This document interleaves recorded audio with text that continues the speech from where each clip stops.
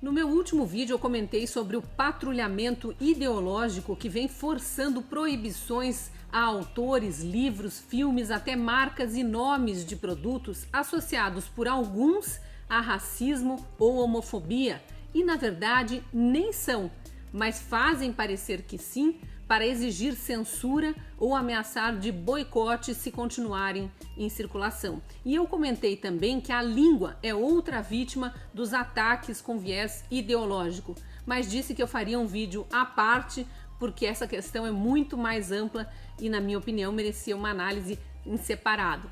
Eu sou a Cristina Grêmio, colunista da Gazeta do Povo, e estou aqui hoje então para comentar sobre o patrulhamento ideológico da língua portuguesa.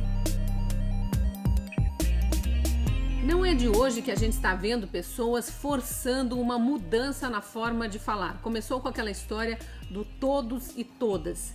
Devagarzinho, primeiro em alguns eventos para grupos fechados, bem específicos, e depois começou a avançar para eventos de todo tipo, invadiu as salas de aula e agora, durante a pandemia, também as lives e videoconferências. E a gente sabe que se alastrou de um jeito que quem usa a língua de forma correta, em que a palavra todos refere-se a todo mundo mesmo, já é visto com desconfiança, julgado e condenado por antecipação a carregar a pecha de machista ou homofóbico. Esses dias eu li em algum lugar que essa história começou 40 anos atrás com o presidente Sarney, quando ele lançou aquele bordão brasileiras e brasileiros que usou durante todo o governo. De lá para cá o negócio ganhou ares de paranoia. A patrulha da língua se armou num tanto e saiu atirando para qualquer lado que hoje existe uma corrente querendo pregar uma mudança geral na língua portuguesa para que ela passe a ser, uma língua neutra ou neutre, como muitos já estão dizendo. E não adianta pregar a ideia de que é melhor ficar calado, não falar nada sobre isso para não dar divulgação a algo que merecia cair no esquecimento, porque o momento é sim de falar e falar muito, expor argumentos, mostrar o ridículo de uma proposta dessas para que ela não avance, como já aconteceu com o todas e todos, por exemplo. E como disse um leitor dias atrás num comentário, eu ainda prefiro tomar conhecimento das maluquices que tentam impor ao povo do que deixar um negócio desse se infiltrar sorrateiramente na sociedade. E por que eu digo que nós não podemos ficar calados? Porque essa infiltração sorrateira já está acontecendo. A patrulha da linguagem neutre começou a avançar sobre o território das escolas. Poucos dias atrás, a Gazeta do Povo mostrou numa matéria que um colégio particular de Recife, numa aula para uma turma de 8º ano, então são adolescentes ali de 13, 14 anos, inseriram neologismos como obrigade. E isso apareceu nos slides que depois circularam nas redes sociais. A escola alegou que o tema foi sugerido pelos alunos, o que pouco importa. O tema podia ser discutido sem que o professor espalhasse mentiras e expusesse a língua de forma errada. Veja o que estava escrito em um dos slides dessa aula. Abre aspas. Muitas pessoas dizem que pronomes neutros não existem apenas por não existirem em dicionários ou algo do gênero. Mas pronomes neutros existem sim. Isso é mentira. Na língua portuguesa não existe pronome neutro. Mas para fazer parecer que é verdade, nas frases seguintes, algumas palavras sofreram uma alteração na escrita. Então abre aspas de novo para a continuação do raciocínio.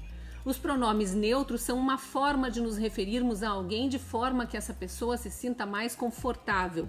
Precisamos respeitar mais o próximo, e isso inclui respeitar seus pronomes e a forma como ele se sente mais confortável em ser chamado.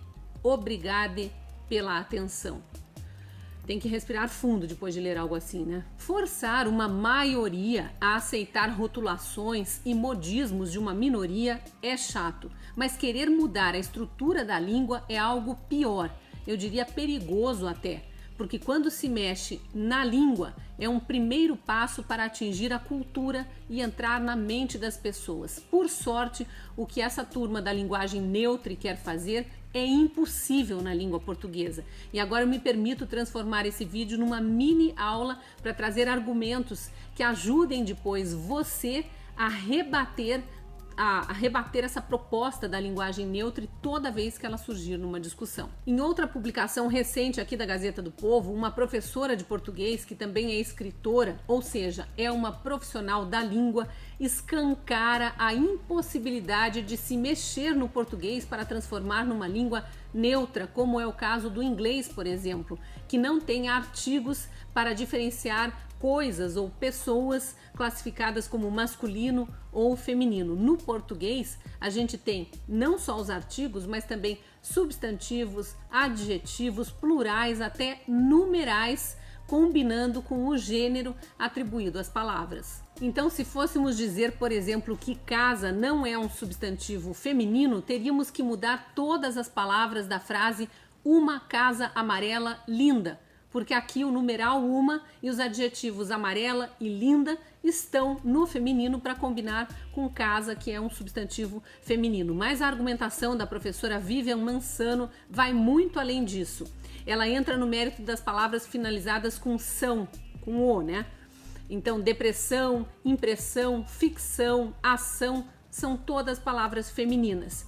E de muitas que terminam com a letra A e são masculinas, como pijama, motorista e poeta. Boa parte dos adjetivos da língua portuguesa serve aos dois gêneros independentemente da letra final. Por exemplo, feliz, triste, inteligente, especial, rude, agradável, desagradável, servem tanto para homens quanto para mulheres. Essa professora, aliás, lembra que a letra final de uma palavra não indica seu gênero e que trocar um A ou um O pela letra E para sugerir uma letra neutre, como querem, não faria sentido, porque olha o exemplo que ela cita aqui. A alface termina com E e é feminino.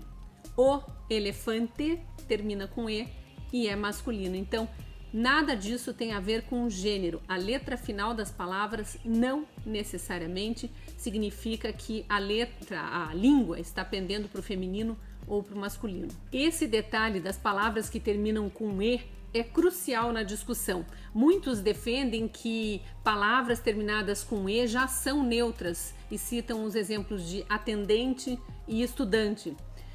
Só que não são neutras. O que define o gênero nesse caso é o artigo que vem antes do substantivo. Então, a estudante ou o estudante. É o mesmo caso do já manjado, o presidente ou a presidente. Curioso é que a turma que defende a linguagem neutra é justamente a turma que insiste em chamar de presidenta a ex-presidente Dilma Rousseff. A língua portuguesa é riquíssima, derivada do latim, e tem uma estrutura linguística diversa, a ponto de ter não só artigos, adjetivos e substantivos classificados por gênero, mas, como eu falei antes também, numerais, pronomes. E não são só os pronomes pessoais, ele, ela, eles, elas. Tem também os possessivos. De que adiantaria eu falar elo ou elks em vez de ele e ela, se na hora de mencionar algo que pertence a ele ou a ela, eu tivesse que dizer delo ou delks em vez de dele ou dela? Começa a ficar uma bagunça. E se fosse meu e minha? Né? Meu copo, minha xícara, meu mix, cox, minix, xícaras, não tem nem como falar isso. Cai no ridículo mesmo. É preciso entender que as línguas são vivas, estão em eterno processo de adaptação às mudanças do mundo. Novas palavras surgem primeiro na fala, depois, muito tempo depois, na escrita, outras deixam de ser usadas. É um processo lento e paulatino. Às vezes leva séculos para isso acontecer. Não é com modismos que se mexe na estrutura inteira de uma língua. E para encerrar, eu deixo o comentário de um leitor da Gazeta do Povo. Para ironizar a tal da linguagem neutra, o leitor lembrou de um trecho daquela música do Djavan. É mais fácil aprender japonês em braille. E acrescentou, precisamos de muita educação com ênfase na palavra respeito. E a gente sabe, né, que tudo que vem por imposição não é bem aceito. É preciso educar muito, ensinar o porquê de respeitar as diferenças e praticar o respeito. Aí sim, todo mundo vai entender e incorporar à sua vida a palavra aceitação. E voltando à questão do todas e todos, se alguma mulher se sente ofendida estando numa plateia heterogênea e vendo a pessoa que fala se direcionar a todos os presentes pela palavra todos, o que vamos dizer sobre o uso da palavra pessoa, que se refere também a homens, embora seja um substantivo feminino? A professora Vivian Mansano, lá no artigo que escreveu para a Gazeta do Povo, fala o seguinte: os gêneros de substantivos em português são completamente arbitrários, tendo mais a ver com a evolução do latim do que com os gêneros reais das pessoas. Se há algum mérito nessa discussão, eu acredito que seja o de mostrar mais uma vez a incoerência de determinados movimentos que insistem em ver discriminação onde não há e esquecem de cobrar por uma melhora na educação, porque isso sim reduz preconceito e aumenta a tolerância entre as pessoas, o respeito ao diferente. Se você gostou desse vídeo, curta, comente e compartilhe. E se ainda não for nosso assinante, me acompanha só nas redes sociais, te convido a direcionar o celular para esse código que aparece aí na tela, porque ele esconde uma promoção. Você vai se tornar nosso assinante e ter acesso a outras colunas minhas e também de colunistas, de outros colunistas da Gazeta do Povo, textos exclusivos para assinantes. Te espero lá na Gazeta.